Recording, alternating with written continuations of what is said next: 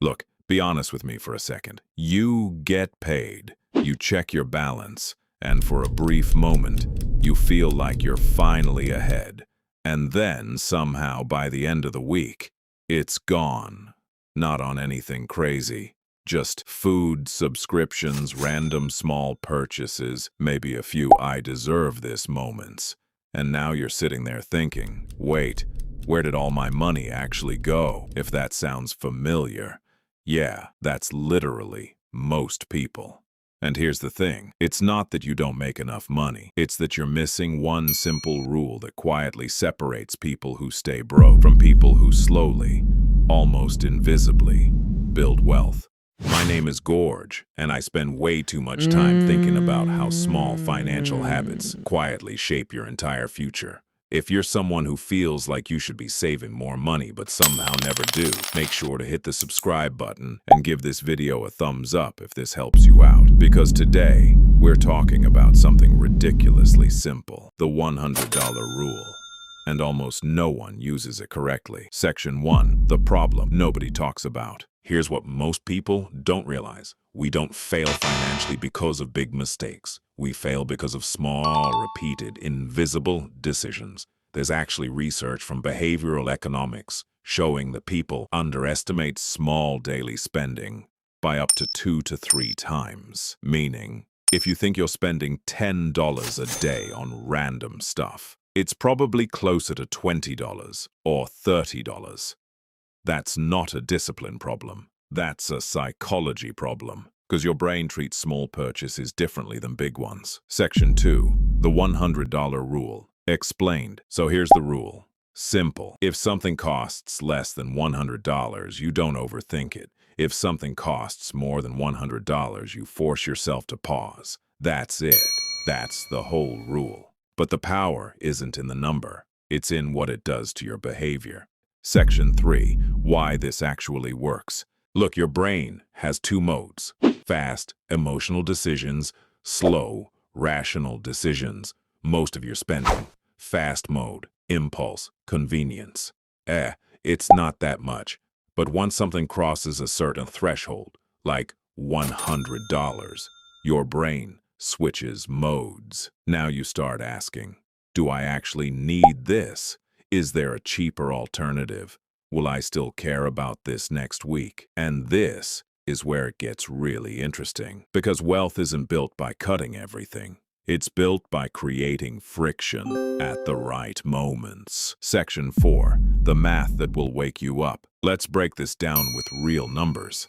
Let's say you don't follow the $100 rule, and you make just 2 impulse purchases per week over $100. That's $200 per week.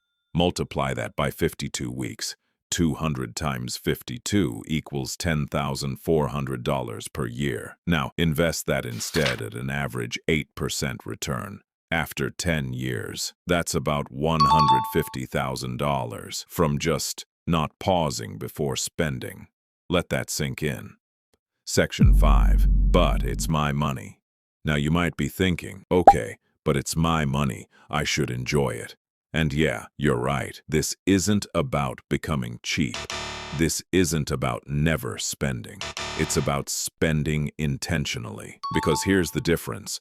Broke people spend automatically. Wealthy people spend deliberately. Same money, different behavior. Section 6, the psychological trap. Here's what most people don't realize. Your lifestyle quietly expands to match your income. This is called lifestyle inflation. You get a raise, your spending increases. You earn more, you upgrade everything. And suddenly, you're making more money than ever. But you're still broke.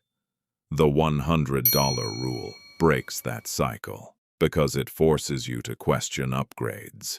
Section 7, real-life scenario. Let me give you a simple example. You walk into a store. You see a jacket for $140. Without the rule, you buy it.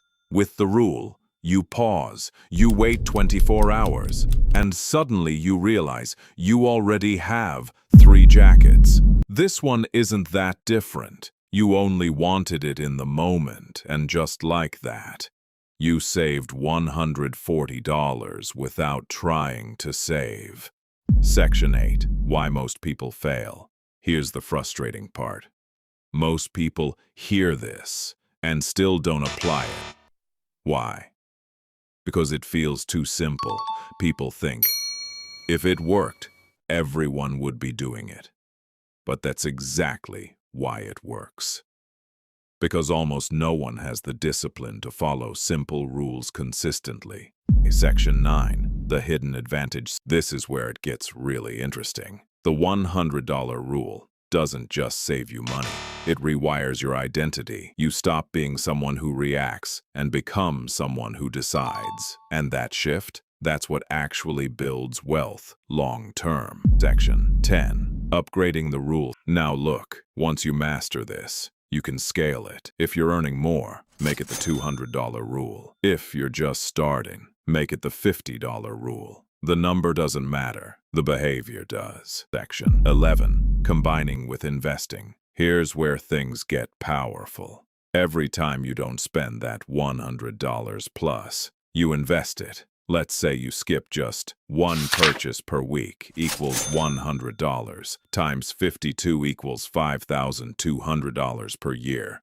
Invested at 8% for 20 years. That's about $250,000 from one decision per week. Section 12. The delay trick. Here's a practical step you can start today.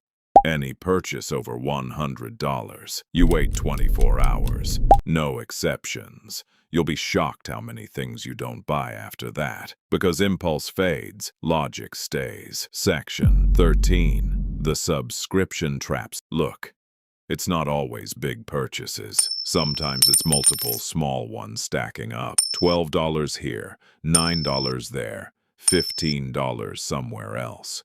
Before you know it, you're spending $100 plus per month on subscriptions you barely use. Apply the rule here too.